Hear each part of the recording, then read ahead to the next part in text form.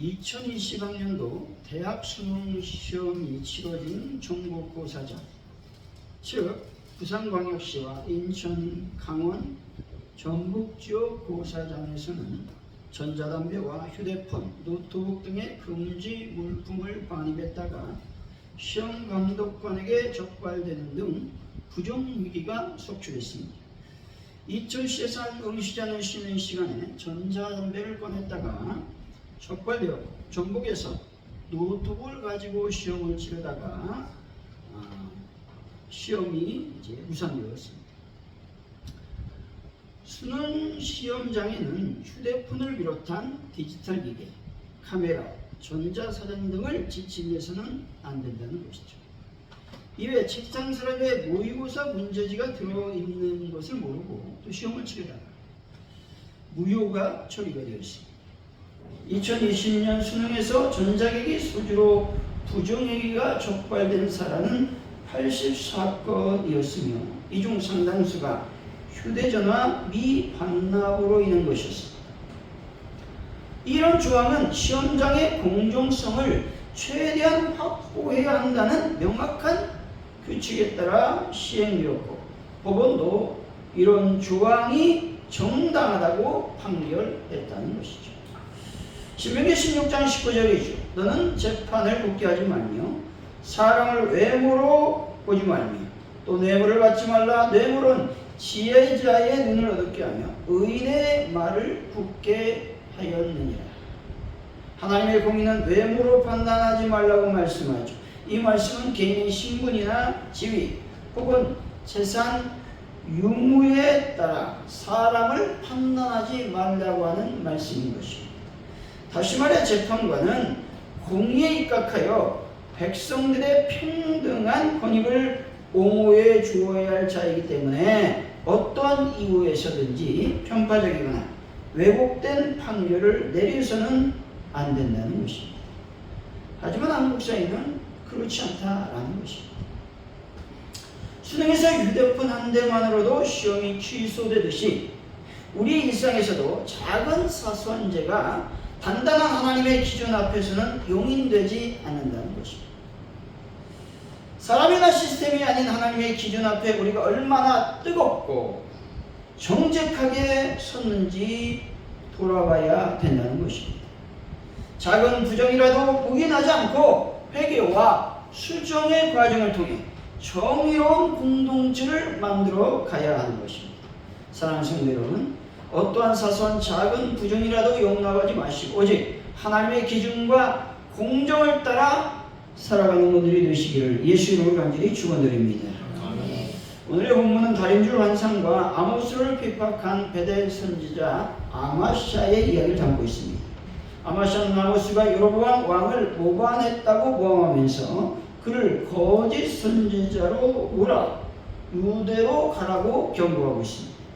이는 남유다 출신인 아모스를 향한 북이스라엘의 불신과 편견에서 비롯된 것이며 백성들도 경고를 듣지 않았다는 것이죠. 아모스는 이에 굴하지 않고 자신이 하나님의 부름받은 자임을 밝히며 아마샤와 그의 집안에 임할 심판을 예언하고 있습니다. 이 사건은 하나님의 말씀을 거부한 자에게 반드시 심판이 따른다는 교훈의 말씀을 주고 있습니다. 오늘 말씀을 통해 하나님의 공정은 부금이 아니다 라는 제목으로 하나님의 은혜를 나누도록 하겠습니다. 제목에서 부금이란 단어가 나오는데 이 단어는 백그라운드 뮤직이라는 말을 줄인 말입니다. 하나님의 공정은 부금이 아니다 라는 말은 하나님의 공정은 배경음악처럼 무시되지 않아야 된다 라는 의미를 담고 있다는 것입니다. 그렇다면 오늘 본문을 통해 하나님께서 주신 은혜는 과연 무엇이겠습니까? 첫째로 하나님의 공의는 절대적 기준으로 측정하신다는 것입니다. 8절이죠. 읽어봅니다. 시작. 여호와께서 내게 이르시되 아모스야 내가 무엇을 보리냐? 내가 대답하되 다른 줄이니이다. 주께서 이르시되 내가 다른 줄을 내 백성 이스라엘 가운데 두고 다시는 용서하지 아니하리니. 아멘. 본주는 하나님께서 북이스라엘에 대하여 더 이상 오래 참지 않고 심판하실 것임을 천명하신 말씀입니다. 여기서 가운데라는 말은 가장 중심부라는 의미를 지니고 있죠. 우리 인체로 말하면 뱃속을 얘기합니다. 즉 하나님께서 다림줄을 이스라엘 가운데 두신다는 말은 그들의 외적인 죄뿐만 아니라 내적인 모든 생각과 의도까지도 헤아려 그 죄를 낱낱이 파헤치시겠다라는 말씀인 것입니다. 그리고 이를 통해 북이스라엘에 대한 하나님의 심판이 철저하게 진행될 것임을 보여주고 있는 것입니다. 그런데 이렇게 철저하게 심판이 베풀어지는 대상인 이스라엘 백성들에 대해 하나님께서 이렇게 말씀하죠. 내 백성이다 라고 말씀하십니다. 하나님 지금 이스라엘의 원수의 날을 향해 심판을 선언하고 있는 것이 아닌 것이죠. 지금 하나님의 심판의 대상은 내 백성 이스라엘인 것입니다. 더욱이 그러한 내 백성 이스라엘에 대한 하나님의 심판은 그냥 몇 대 때리고 그냥 많은 정도로 끝나지 않는다는 것이죠. 이스라엘이 무수한 하나님의 경고하심에도 불구하고 회개하기는커녕 더욱 우상 숭배와 죄악을 저질렀습니다. 하지만 하나님은 이스라엘 백성들을 오래 참으셨다는 것이죠. 이제 이스라엘 죄악에 대한 인내 때가 끝나고 하나님께서는 그들의 죄값을 다른 어떤 민족 그것보다 더욱 철저히 심판하실 것임을 말씀하고 있는 것입니다. 이 말씀은 우리 성도가 가슴 깊이 새겨야 될 교훈인데 하나님께서는 자기 백성이라고 해서 그들의 죄를 간과하지 않으신다라는 말씀이죠. 하나님 오히려 세상 모든 나라 가운데서 세상 모든 사람 가운데서 우리들을 당신의 백성으로 택하셨습니다. 때문에 우리의 일거수일투족, 우리의 마음과 뜻과 생각까지도 감찰하시며 그에 대한 공의로 판결하신다라는 말씀이죠. 그러므로 우리는 하나님의 택한 백성이 되었다는 사실을 인하여 아무런 징벌도 받지 않을 것이라고 생각해서는 안 된다는 것입니다. 도리어 우리는 하나님의 백성이기 때문에 더욱 철저히 하나님이 그 죄를 물으실 것임을 깨달아 알아야 되는 것이죠. 그래서 더욱 경건한 삶, 죄에서 구별된 삶을 살고자 애써야 된다는 겁니다. 여러분, 세상에서 그리스도인으로 살아갈 때 더 거룩하고 경건한 삶, 구별된 삶을 살아가는 분들이 되시기를 바랍니다. 2014년 4월 6일 아침이었습니다. 많은 사람들이 텔레비전을 통해서 충격의 뉴스를 들었습니다. 그 뉴스에서 이제 잘 구조되고 있습니다. 그래서 우리들은 1시간이 지난 후에 잘 구조되겠구나 이런 생각을 갖고 지냈습니다. 2시간, 3시간 가니까 충격적인 비보가 들렸죠. 그것은 진도 앞바다에 수학여행을 가던 단원고 학생들과 승객 304명이 사고를 당했다는 것입니다. 이 사건은 우리들 가슴속에 깊은 눈물과 아픔을 전하고 있습니다. 이 세월호 참사는 단순한 해양 사고가 아니었습니다. 이 사고는 기울어진 사회의 구조, 무너진 안전기조, 책임의 부재, 침묵한 권력의 복합적 비극의 사건이었습니다. 이 사건 당시 어른들은 가만히 있으라고 방송으로 지시했습니다. 아이들 그 말을 믿었죠. 그러나 구조는 오지 않았고 바다는 그들을 삼켜버렸습니다. 이 사건은 오늘날 우리 사회가 얼마나 하나님의 다림줄, 다시 말해서 공의를 잃어버렸는지를 보여주는 사건이라는 것이죠. 세월호는 출항전부터 불법 중축으로 무게중심이 기울어 있었고 화물은 과적되었으며 선장은 차를 비우고 해경은 무기력했다는 것이죠. 가만히 있으라 이 한마디는 이제 한국 사회의 어른들의 책임회피와 구조 실패를 상징하는 말이 되었습니다.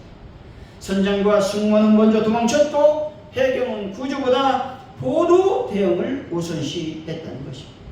세월호 사건은 우리들에게 안전, 공정, 책임에도 기억을 말해주고 있습니다.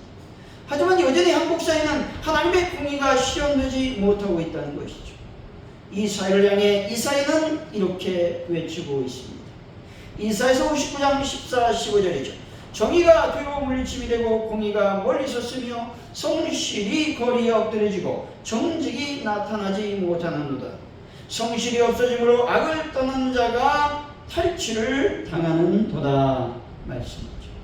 모든 재판이 공정성에 의해 진행되지 못하고 어떤 권력의 배경이나 뇌물 등을 가진 자에게 유리하도록 재판이 진행되고 있다는 것입니다. 정의의 상징인 재판정이 정의롭지 못하면 그 나라 전체는 도덕적 붕괴 위기에 직면할 수밖에 없다는 것이죠. 그래서 우리는 외치고 기도해야 되는 것이죠. 아모스 5장 14절이죠. 오직 정의를 물같이 공의를 마르지 않는 강같이 흐르게 할지어다 말씀합니다. 물이 흐르는 것처럼 정의가 자연스러운 사회가 되어야 되고 강물이 마르지 않는 것처럼 공의가 그렇게 되어야 된다라고 말하는 것이죠. 여러분, 정의와 공의, 공정과 책임의식이 온전히 이루어지도록 기도하는 분들이 되시기를 바랍니다. 사랑하는 성도 여러분, 기울어진 정의와 공의를 올바로 세우기 위해 기도하시고 하나님의 공의가 절대적 삶의 기준이 되는 대한민국이 되도록 무릎 꿇고 애통하는 분들이 다 되시기를 예수 이름을 간절히 축원드립니다. 본문을 통해 주신 하나님 은혜는 무엇일까요? 둘째, 진리를 전할 때 고난을 감수할 용기를 가져야 된다는 것입니다. 10절 이상을 읽어봅니다. 시작. 때에 베델의 제사 아마샤가 이스라엘 왕 여로보암에게 보내며 이르되 이스라엘 족속 중에 아모스가 왕을 보호하나니 그 모든 말이 이 땅이 견딜 수 없나이다. 아멘. 본절은 베델의 제사장 아마샤가 아모스를 배척하고 핍박하는 장면입니다. 아마샤는 왕을 보완하는 정치적 음모로 아모스의 메시지를 왜곡하고 있습니다.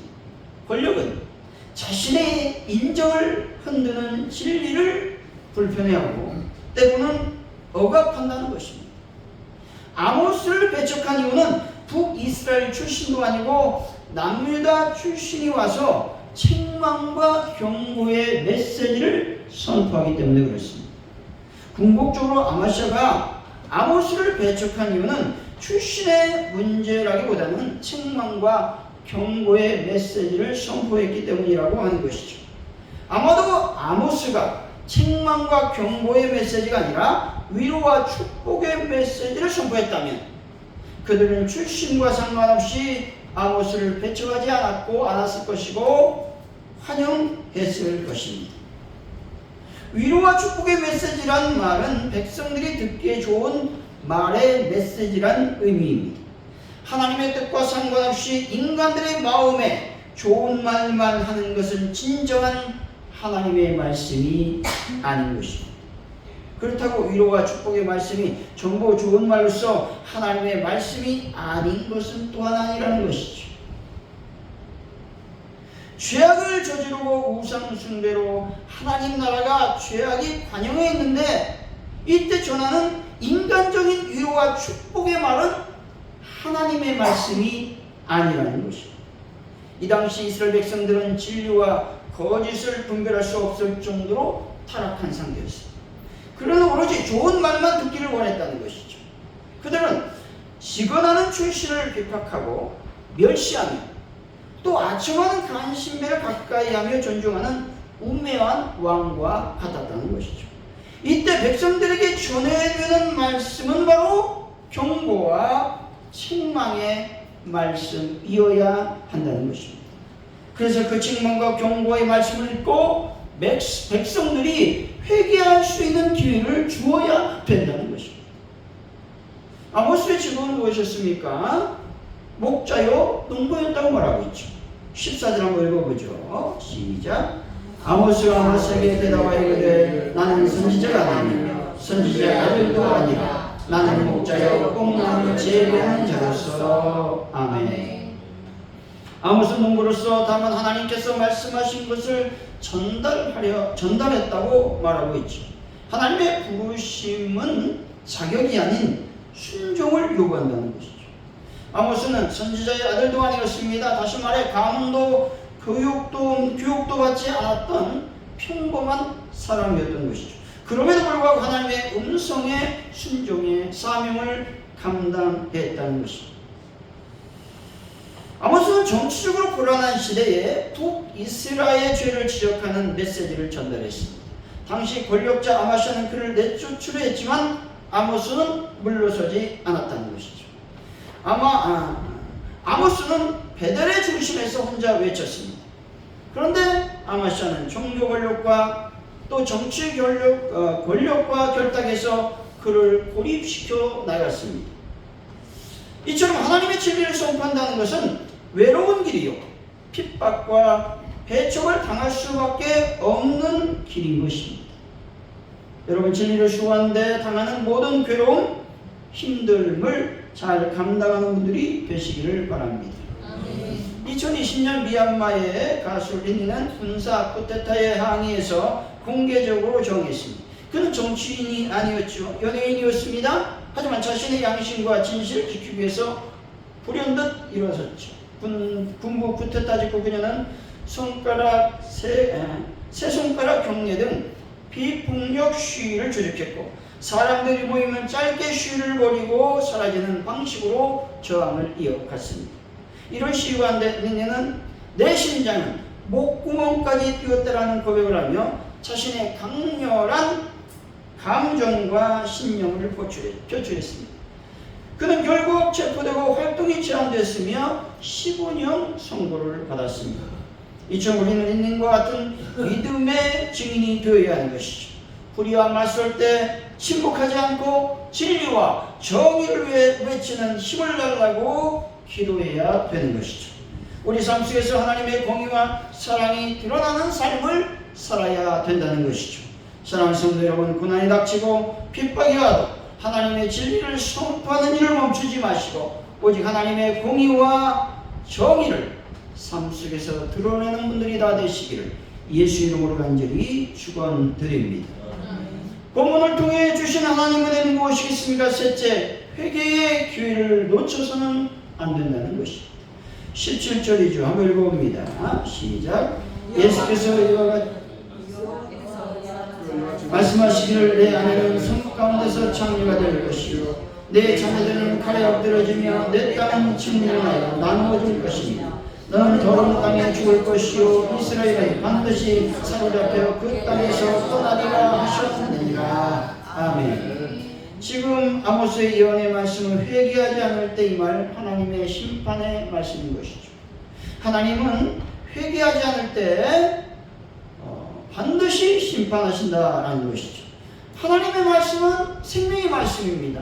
하지만 하나님 말씀은 동시에 심판의 말씀이라는 사실을 우리는 기억해야 된다는 것이죠. 순종, 즉 하나님 말씀에 순종하는 자에게는 구원이 있지만 하나님 말씀을 거부하는 자에게는 멸망이 따른다는 사실입니다. 하나님의 심판은 하나님 말씀을 막으려고 했던 아마샤의 가장 가까운 가족들로부터 시작이 되었다는 것이죠. 아내는 창녀가 되고 자녀들은 죽고 땅을 빼앗기게 된다는 것이죠. 하나님 말씀을 거부한 자는 그의 가정 전체를 무너뜨리게 된다는 겁니다. 또 하나님 말씀을 거부하면 소유가 사라진다는 것이죠. 내 땅은 측량하여 나누어질 것이다 라고 하는 말씀은 하나님께서 아마샤의 권세와 재산을 빼앗겠다라는 경고의 말씀이죠. 하나님의 말씀을 무시할 때 인간이 쌓아올린 모든 소유는 쉽게 무너지게 된다는 것입니다. 이스라엘은 반드시 사로잡혀 그 땅에서 떠나리라 라고 하는 말씀은 하나님의 말씀을 거부하고 우상 숭배에 빠진 이스라엘은 결국 어떻게 한다? 이방 민족에게 멸망을 당할 것이다 라고 말씀하고 있죠. 하지만 하나님 말씀에 순종하고 죄악을 멀리하고 회개했을 때는 하나님께서 회복시켜 주신다고 말씀하고 있는 것입니다. 여러분, 죄악을 멀리하고 회개하심으로 회복의 역사를 경험하는 분들이 되시기를 바랍니다. 아멘. 오승재 교수는 결혼하고 어린아이까지 임신한 아내를 부양하기 위해서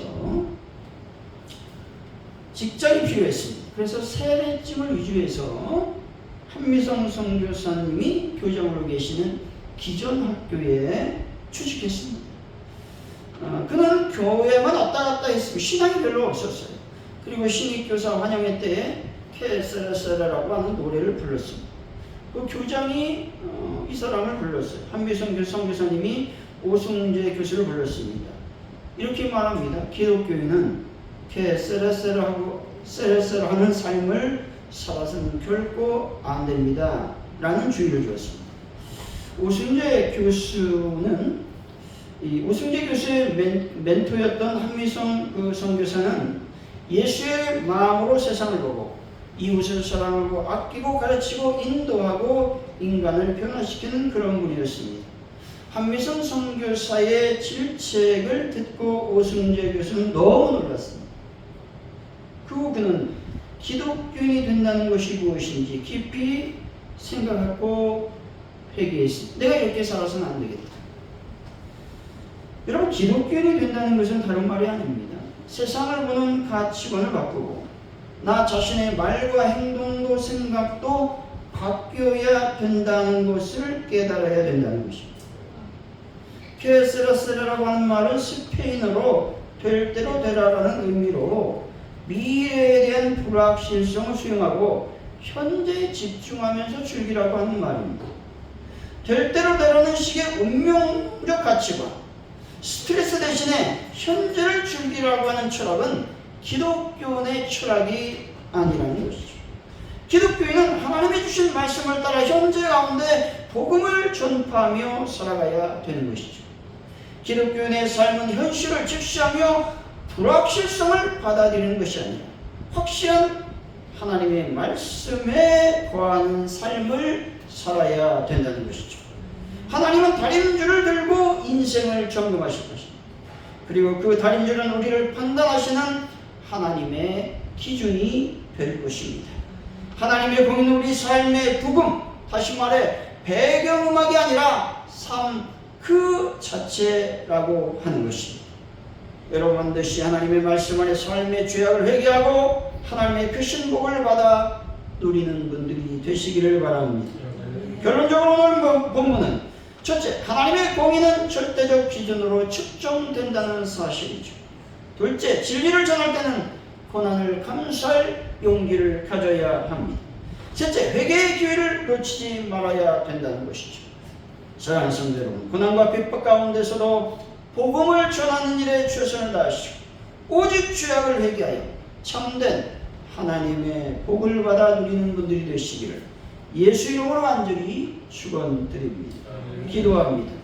하나님 아버지, 하나님의 공의를 실천하는, 하나님의 정의를 실천하는 삶을 살게 하여 주실 줄로 믿습니다. 또 우리의 죄악에 대해서 회개할 기회를 놓치지 않는 지혜로운 자가 되게 하여 주옵소서.